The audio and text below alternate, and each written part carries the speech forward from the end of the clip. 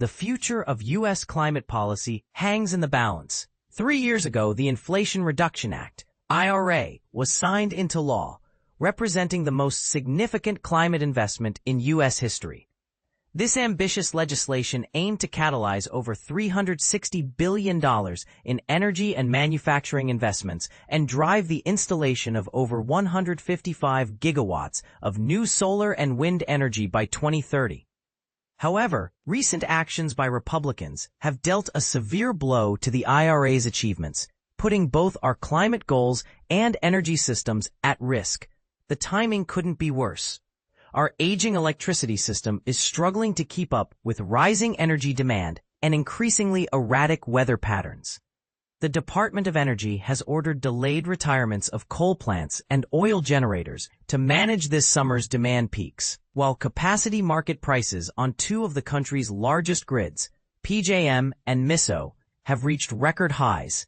These issues highlight the urgent need for a comprehensive energy policy that addresses both affordability and sustainability. Democrats now have an opportunity to shift public opinion decisively in favor of renewed climate action. To do so, they must build upon the successes of the IRA and the Bipartisan Infrastructure Law, BIL, while addressing their shortcomings. This means embracing the power of federal investment to shape markets and achieve policy goals, while also learning from past mistakes and changing how the federal government invests in clean energy and infrastructure. One key area for improvement is the energy tax credit system.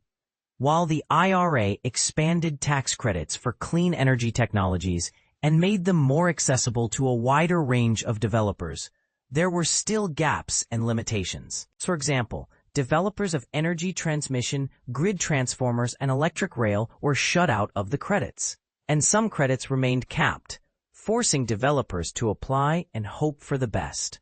Future policymaking should aim to maximize the remit and distribution of tax credits, ensuring that they support the development of a wide range of clean energy technologies and infrastructure.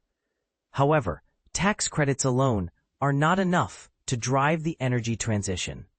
Developers of emerging technologies, such as new nuclear reactors, geothermal, hydrogen, green steel, and carbon capture, often require upfront financial support to complete their projects. This is where programs like the Office of Clean Energy Demonstrations, OCED, and the Loan Programs Office, LPO, come in. These programs were empowered by the bill and IRA to support the testing and commercialization of emerging clean technologies, but they too have their limitations. For example, the LPO cannot easily provide construction loans or de-risk project cash flows, preventing ambitious borrowers with unproven technologies from scaling up. To address these challenges, Democrats should focus on building a more comprehensive and coordinated approach to clean energy finance and deployment.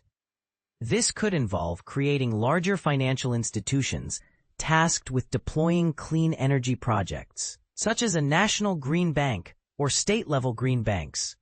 These institutions could more easily prepare portfolios of projects for co-investors, engage with utilities, raise debt on municipal bond markets, and build a bench of trustworthy private developers to contract for projects. Ultimately, the goal should be to deliver an energy policy that stabilizes Americans' cost of living while driving an energy transition away from fossil fuels and toward the technologies of the future. This will require embracing ambitious climate policymaking at both the federal and state levels, and being willing to challenge entrenched interests and outdated regulatory frameworks. The rollback of the IRA only reveals how much Democrats left on the table 3 years ago and how much farther a real climate policy could go.